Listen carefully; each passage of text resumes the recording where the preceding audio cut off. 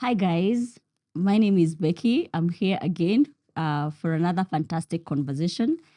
As you can tell, that we are very intentional about giving you information that is worthwhile, and especially around financial services. So previously, we have done Elewa Mkopo Wako. We have also done women and money, and today we'll be looking at one of the biggest informal industries in Kenya. And with me in studio today is an expert in that, an accomplished leader in our industry.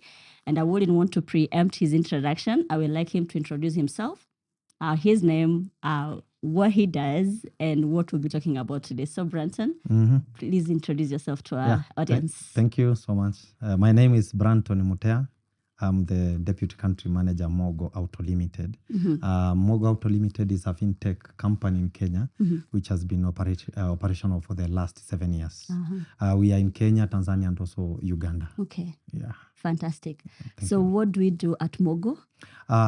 Being a Deputy Country Manager, of course, I oversee many things. One being, of course, checking and making sure the staffs are well taken care of, and also making sure our products are what the community needs.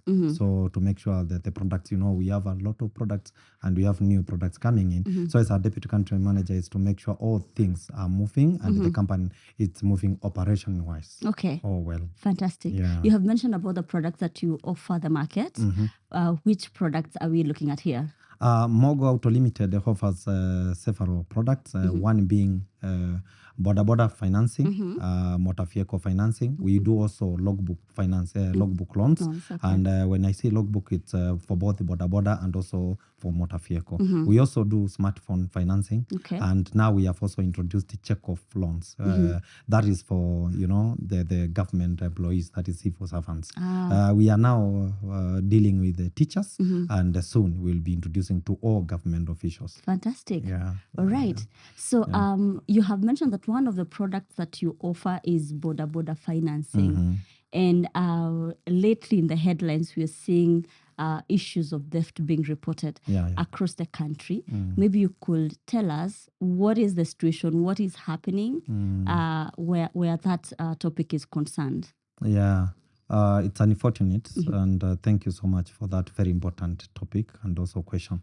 To begin with, before even explaining much on theft, I need maybe to bring out what is this border we are talking about. In Kenya, riders, they are about 2.4 million across the country. Okay.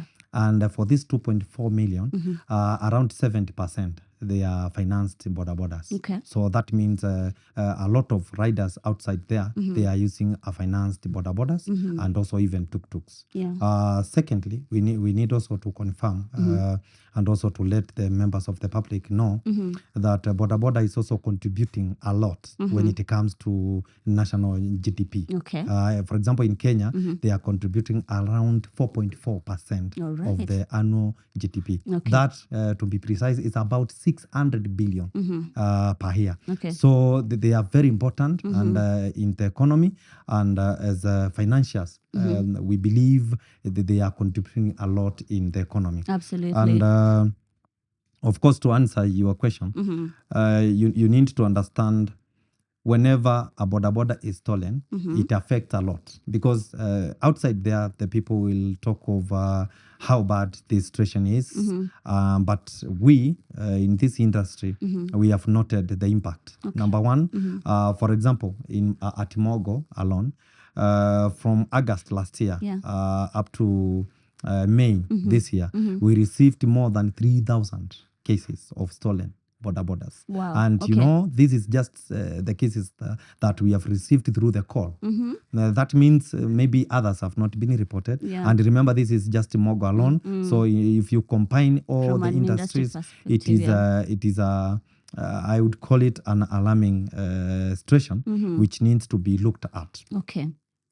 Secondly, whenever one border is stolen, it affects a lot of partners. Yeah. For example, the first rider himself is affected directly, and indirectly, there is independent. Yeah. Because we have these riders, they have families, they have kids to take to school, they have wives to take care of, they have parents And when boda boda is stolen, it's like was only the asset to use to get money. Yeah. So that person is affected. Another person is the dependents, who depends on the riders. And another person is now financiers. Yes. Because when we give boda boda on finance, of course we have paid in cash so that we can give you as a loan. Yeah. So we are directly as well affected. Another person is the partners. Yeah. Because in Kenya, for example, if you are talking of TFS, we have The partners, dealers now, dealers who brings in the boda bodas. We have boxers. So if, for example, one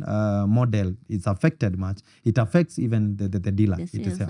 Then the economy itself, number 5, because we have just talked of the contribution of the boda boda riders. So when the boda bodas are being stolen, of course, automatically it affects the economy of the country. Yeah. And what have we done as a company? And but maybe, Branton, before we go to what you have please. done as a company, I'd want to understand, and even also our viewers would want to understand what is aiding theft. What are the contributors? Why are we having the theft? Because there has to be something that is incentivizing the crime. Good concern.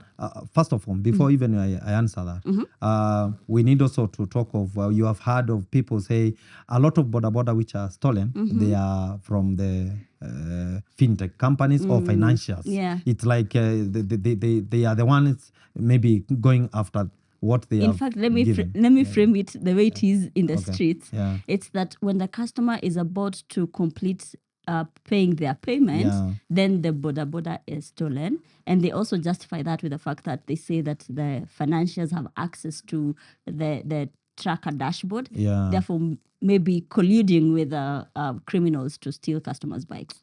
Yeah. Could you clear the air? Yeah, I can clear the air. And it's not, of course, a good topic to discuss, but we need to call a speed here.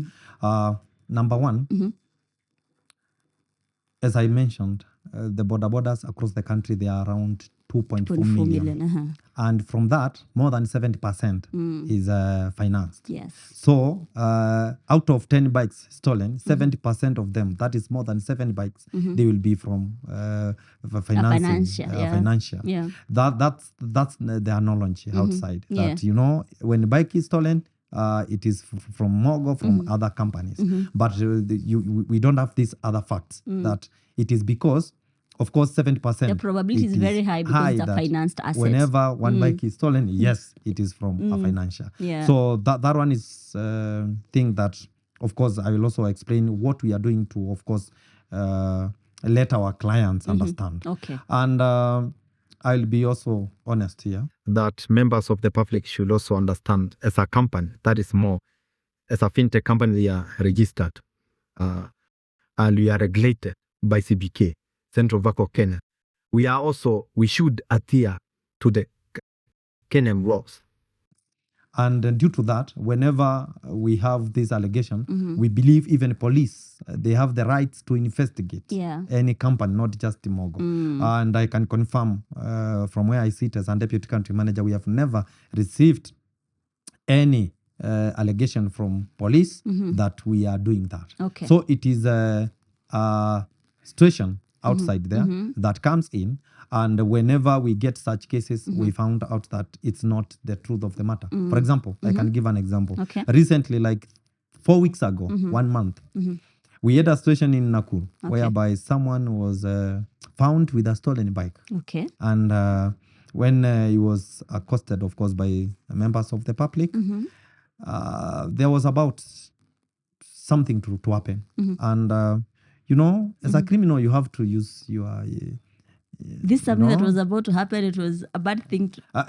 Okay, I can't state here it's bad or what, because you have, whenever you are, as a member of public, whenever you arrest, justice. Whenever you arrest a criminal, you need to, of course, to take to police. So I believe the thing was to take him to police. But unfortunately, to flee himself from the members of the public and to make sure he's friendly to them, he mentioned, even the bike I took, in fact, I agree. I'm the one who took it from that rider, but I took it to MOGO office. So, everyone was like, we have been talking about this, that MOGO as a company goes after what they have financed. Okay. Now let's go to MOGO and we get our bike and we even ban or everything there and we chase MOGO away. But Nakuru County Commander and the police, they came in and investigated it very well.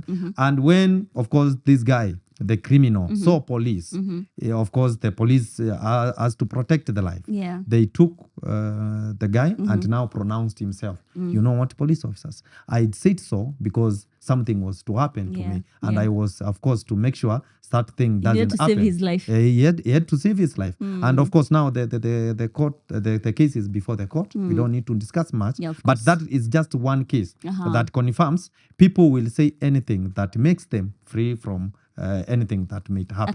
Accountability. And even to our clients, someone whenever bike is stolen, what happens? You have loan. So someone will call you, you need to pay this loan. And to make sure no one follows you, what do you do? You need to look for something that you To create ride on, to make sure someone will also fear you. You create fear. So what we are doing now is to collaborate with the police, to make sure also we collaborate with the border associations because they have this structure. To make sure at least we conduct some trainings to our clients to make sure, one, they protect the assets from being stolen. All right. Number two, if something, for example, the asset is stolen, to follow the law. Because the law is it's very clear. Go to police, report. And even before going to police, we are open. Call us because we have this emergency line and we make sure we also collaborate with you to assist in investigation if police wants to get any data from MOGO. Okay. Yeah. All right. Wow. That is an interesting story to hear. And I think what I've picked from you, Branton, is that what is happening is that sometimes we can use an allegation so that we avoid accountability, whether it is an issue of theft or paying the loans. So we need to be responsible citizens here. Yeah. And you have mentioned that there's already some steps that you have taken as a company to enlighten the customers and the public at large. You've talked about financial literacy, on how to protect the assets. And maybe I would also want to understand, besides protection of the asset, is there any other thing that program covers? The best thing I can talk of is cooperation and collaboration between the fintech companies or financials, police, and also the clients. In our side, that is MOGO, what we have done, number one, we are conducting routine visits to counties, meet the county border chairs, meet the county commander, police officers, and meet the even administrators to make sure we come together.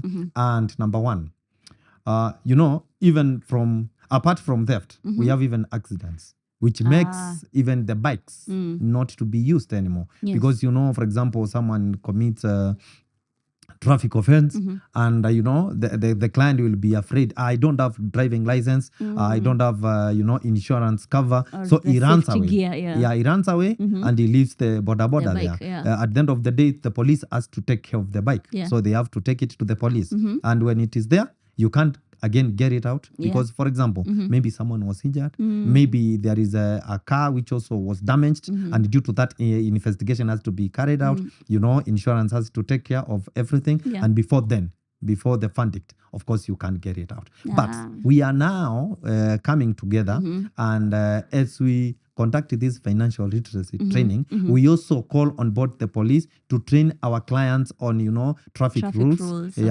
Traffic offenses, and to make them understand when you commit a traffic offense, you don't need to run away, even if you are on wrong. Because at the end of the day, police will conduct an investigation. Insurance needs you for even some other people to be paid. So due to that, we are doing this all together as a community. That is the financial, MOGO, that is the border fraternity, that is the association. Especially we are doing this with BAK, Border Association of Kenya. Then we are doing this with police. Then we come together, we train them, and even after training, we also follow up. Following up, we use these border officials to make sure they also act as ambassadors to go down to their groups, to go down to their members, and also talk to them about taking care of their bike. Why? For example, some cases that we receive is also very funny. That I was operating at 2 a.m. Yes. and I got 3 clients. Of course, they were paying very well. Yes. Where during the day I get like 500, they were ready to give me that 500. So I saw, because It's an I need money, opportunity. good Yeah. deal. But now we are training them. You know what? When you get these good deals, you also need to think twice. Yes. At night, we are advocating only to carry one person. If it is true, because of course sometimes you will get it's a sick person, you'll get there is also accident, and that one is understood. But Yeah. on a normal circumstances, at night you are supposed at least to carry one if you have to operate at night. Yes. In some counties, they have set aside some group which will be operating at night and another group operating at during the day. Okay. Because again, this one also prevents. For example, during the night, you find some number plate which because they have apart from number plate, they have also the county numbers on every bike. Yeah. So you'll be like, no, you are not supposed to work at be night. here. Why are you Okay. here? Or you don't have the county number. Why are you here? Then due to that, we have arrested, by the way. We have arrested more than 47 suspects. Okay. And from these 47 suspects, 45. In which period? Between which period? From August. From This August. is from Okay. August last year to May this year. This year. We have arrested 47, and all these arrests, we have been assisted by members of the public. Okay. That is border fraternity. We have been assisted by police. They are doing very good job. Yeah. And whenever we take the suspects to police, always there is a criminal case started, and we are happy to pronounce that at least 45 cases have been taken to court. Okay. What does that mean? At least we are trying this to curb Yes. this menace and to make sure the cases are reduced. Okay. And another thing we are doing is collaborating with the police on. We came up with a platform as a MOGO by the name Saka. Saka, SAKA. Kusaka. Kusaka. Kutafuta. Exactly. Okay. Kutafuta. We came up with this platform. Why? Because in Kenya we do. Whenever you report a movable asset, for example, a border or a motor vehicle at a police station, they do what we call circulation. Okay. They circulate to within their Locality. in-house, Yeah. of course, not really in the locality, but across the country, but through their only channel, that is police. Such that, for example, a car or other border has been stolen in Nairobi, they will circulate it such that someone in Nyeri will have the information that this bike color number plate has been stolen in this place. In case you come across it, please detain. Okay. We have now come up with a replica of the same, but this round to be accessible to all members of the public, because this the police, it's only it's in-house. Yes. But this Saka, it will be Open to public. Open to public. Meaning that if my asset is stolen, I can go and report it there. Okay. You can just and you don't need to go. You just use your phone. It's smartphone. It's a digital platform. It's a digital platform. You just Google. Even if you go to Google now, you just search Saka MOGO. It will pop up, and it will take you like 1 to 2 minutes to launch your case. Of course, we know we don't want to get some just information without verification. So what we have done in that platform, you have to get an OB. Without OB, without attaching on OB, it can't process. Like you're not going to move further with it. Exactly. So you need to report to police. After that, of course, it's a confirmation that you have reported the case. Then you attach that OB number to this Saka. Why we are doing that? Because, for example, you have a car has been, or rather, border has been stolen in Nairobi, and now it's being crossed to Tanzania. Because in Kenya, they are crossed to Tanzania, to Ethiopia, and also to Uganda. So at the border, police will check 2 things. One, it's their circulation platform, because it's there, and also the Saka platform. That is police now. Yes. The members of the public, they can just see something in their area, and maybe someone is now selling it, because when they get there, they sell. When they are selling it, you just need to put the chassis number or the number plate, and you find out that, this bike was stolen in Umoja, Nairobi. So we'll question. And from there, you'll have, of course, prevented a crime. Again, for example, in Samburu, I'll give an example of Samburu. Samburu, we met border association and also police officers, and we got some funny stories there that they get bikes, they buy, but they don't even search even Okay. from NTSA. And you know, a very simple thing is if you want to buy a motorcycle or motor vehicle, Yes. very easy to search online, Okay. and you see who is registered owner. But in Samburu, we found out that the members of the public there, they don't do. And they end up buying a stolen bike. We recovered 5 of them from Samburu, Okay. which had been stolen from Nairobi, MOGO bikes, and now being operational in Samburu. Samburu, What okay. they did is only removing number plate and changing the color by putting a cover on it. So, you know, they are using a stolen bike, but they are not aware of it. Okay. So when they ask who is selling them, where is the number plate? They will be like, I will be bringing you in future.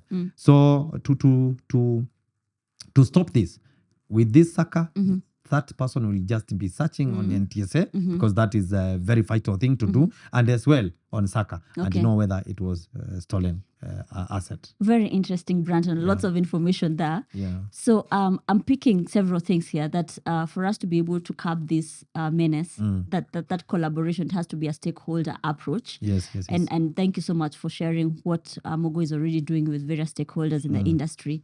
And that number 2, there's also what is necessitating theft, that we have the cross-border theft. You've talked about the cross-border. And there's also the issue of unsuspecting customers in Samburu, for example, that will buy a used bike. But then when you're following it up, you know, the customer doesn't even know that it is stolen. What besides, because I'm imagining these are people that are maybe in rural areas and may not necessarily have the digital know-how to search, what would you advise them to do, at least to have some legality around owning that asset so that they're not confiscated as, you know, part of the crime? Even before answering your very last question, you mentioned something very vital. Why these thefts of motorcycles? Mostly, why?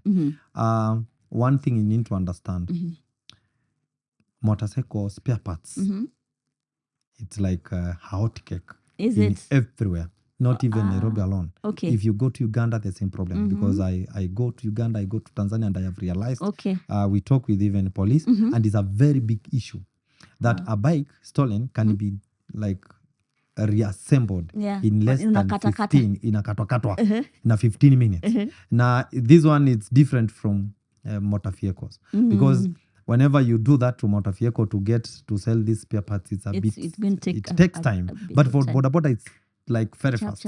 So unfortunately, most of the stolen bikes, to get them is very hard, as long as it has gone, because it will be reassembled, then they will sell it in spare parts. How to stop this is very simple. We are now training our clients to make sure, number 1, they take care of their assets. Because you know, if you own this bike and you pay loan for it, you need also, of course, to take care of it. Number 2, how you operate. You need to time your operational timings to make sure if it's at night, you need to be conscious. For example, someone will tell you from CBD, Nairobi, I want to go to Kitengela, for example. Kitengela. Then on the way, we'll be like, I need to stop at Mulolongo for some minute there. I need to buy something. Okay. You need to be conscious. It's at night. Just being alert. Yes, just be alert. The second thing, when you park your bike, you need, of course, to make sure you lock it. Okay. Because we have these chain locks that you can use, and it's very cheap. We are advocating to our clients that they need to do that. And number 3, they need to know their people. Because we have come across a situation whereby someone will be like, I have even arrested who stole my bike, and it's someone that I know. So it means they knew your movements, they knew where you park your bike, and where you park, it's very easy to access it. Okay. So another thing why motorbike are being easily stolen is because, you know, if you get a parked motorcycle, it will take you, if you have these experts, because they have some technical experts, it will take them like 2 minutes to put it on, even without the ignition key. So those are the aspects that criminals are using. But apart from that, as I told you, we received 3,000, but from 3,000, we have been able to recover 1,800 from 3,000. And why? Because whenever clients calls us, we check on GPS, that is tracker. Yeah. Whenever it is on, we have our team across the country. And as I've told you also, we are working with border fraternity and also police. And we are, recovering. Yes. Unfortunately, in most cases, whenever you come close to them, they run away.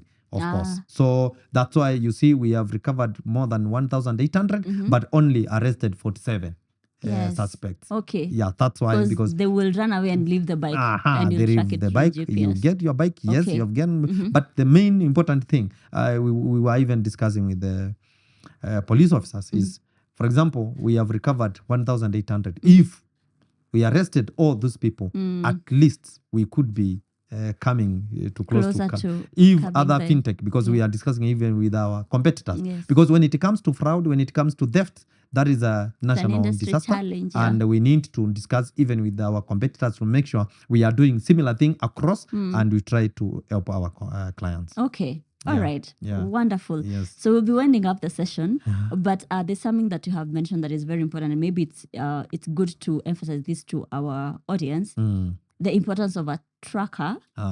Because you have said that what has aided this is that you'll track this through GPS. So in a case where the tracker is off, meaning the probability of getting a bike is also now narrowed. Yeah. So what would you advise our customers around how would they know that the tracker is on, or what are the measures they should take to?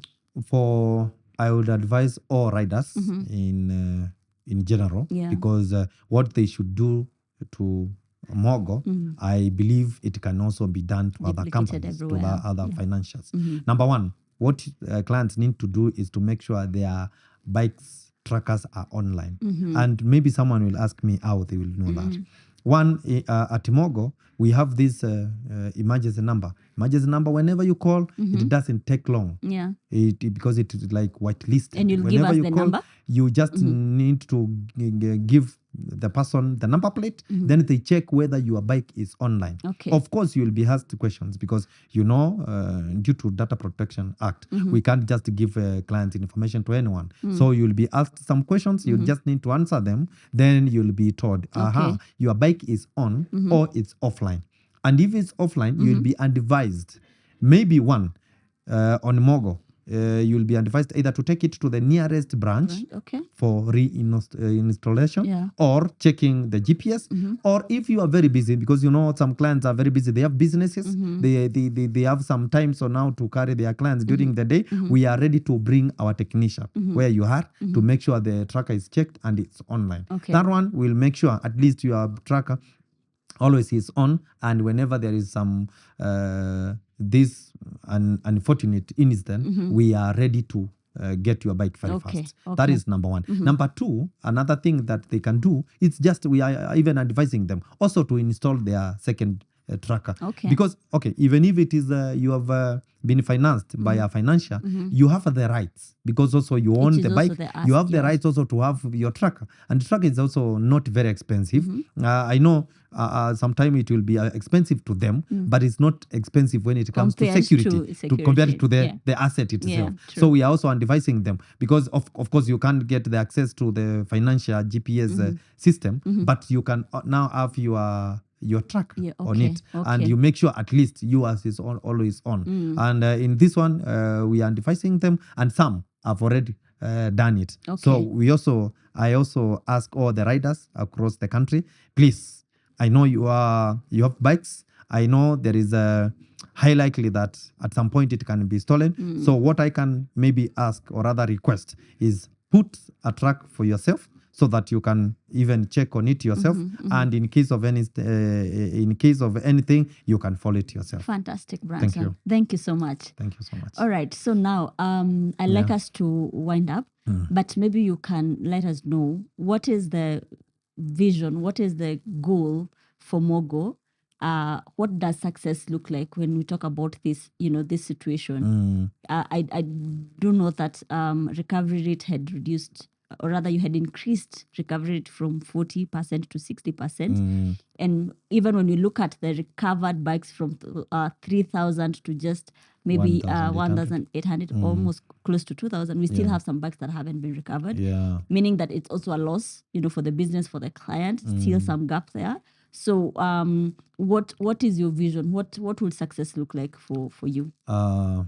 Thank you. My vision would be getting to 94%. Okay. 94 is our target recovery rate. Okay. Only for thefts.